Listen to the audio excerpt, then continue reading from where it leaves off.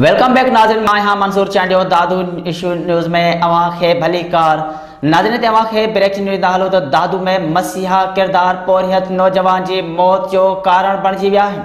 ते अवांखे breaking news दाखलो तो दादू में मसीहा किरदार पोरियत नौजवान जी मौत जो कारण बणजी विया आहिनि। एक महीनो अॻु सिविल अस्पताल दादू जे एमरजेंसी वार्ड में बुखार सबब दाख़िल थियल रिक्शा ड्राइवर 22 साला नौजवान जावेद पहोर जी फौत थियण जो कारण ड्यूटी डॉक्टर जी गिफ़लत साबित थियो आहे। तव्हांखे हिकु भेरो ॿीहर ॿुधाईंदा हलूं त हिकु महीनो अॻु सिविल अस्पताल दादू जे एमरजेंसी वार्ड में बुखार सबब दाख़िल थियल रिक्शा ड्राइवर 22 साला नौजवान जावेद पहोर जी फौत थियण जो कारण ड्यूटी डॉक्टर जी गिफ़लत साबित थियो आहे। सेहत खाते जे जांच टीम पारां जारी कयल रिपोर्ट में ड्यूटी डॉक्टरनि जी गिफ़लत हुजण जी निशानदही कंदे सेक्रेटरी सेहत खां डॉक्टरनि खिलाफ़ कार्रवाई जी सिफारिश कई आहे। वधिक मालूमात कंदासीं दादू न्यूज़ जे रिपोर्टर दानिश खुश खां। जी दानिश, आगाह कजो, पोरिय जी फौत थियण जो ज़िम्मेवार सेहत खाते कंहिंखे करार ॾिनो आहे? जी बिल्कुल मंजूर है।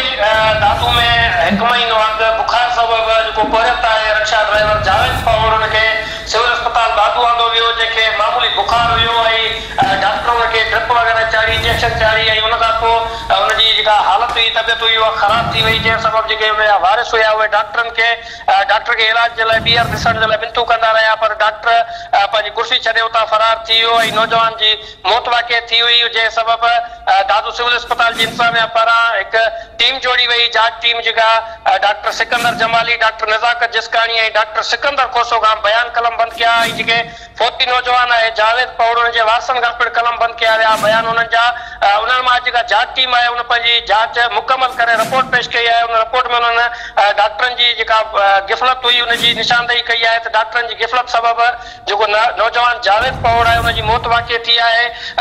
जांच टीम पारां जेके उहो मुलवस डॉक्टर आहिनि जिन्हनि जी गिफ़लत सबब नौजवान फौत थियो हुयो, उन्हनि डॉक्टरनि खिलाफ़ कार्रवाई जी अपील कई आहे त उन्हनि डॉक्टरनि खिलाफ़ गिफ़लत जी इल्ज़ाम जेके आयल आहिनि डॉक्टर उन्हनि खिलाफ़ फौरी तौर सेहत खातो कार्रवाई करे जीअं अॻिते को अहिड़ो वाक़ियो पेश न अची सघे। ही नौजवान जेको ॿुधायो पियो वञे जावेद पहोर हुयो, हिकु महीनो अवल जेको डॉक्टरनि जी मुबीना गिफ़लत सबब फौत थियो हुयो, ग़लति इंजेक्शन ऐं ग़लति इलाज लॻण सबब उहो फौत थियो हुयो, जंहिंजो लाश वारसनि रखी धरणो पिणु आयो हो ऐं SHO ए सेक्शन जेको आहे सो उन्हनि खे डॉक्टरनि मथां केस दाख़िल कराइण जी ख़ातिरी कराई, जंहिं बाद को बि अहिड़ो केस दाख़िल न थियो डॉक्टरनि सबब ऐं सेहत खाते पारां हिकिड़ी टीम जोड़ी वई जेका इन सॼे मामले खे ॾिसे पई। उन टीम पारां अॼु जेके बयान वरिता विया उन्हनि तां जेका जांच टीम मुकमल कई आहे उहा रिपोर्ट पेश कई आहे। उन रिपोर्ट में जेके डॉक्टर आहिनि उन्हनि जी गिफ़लत जी निशानदही कई आहे। उन्हनि इहो रिपोर्ट में इहो लिखियो आहे त जेके डॉक्टर आहिनि उन्हनि जी मुबीना गिफ़लत सबब ई नौजवान फौत थियो आहे, उन्हनि खिलाफ़ सेहत खातो कार्रवाई करे त जीअं अॻिते को अहिड़ो वाक़ियो पेश न अची सघे। जी मंज़ूर।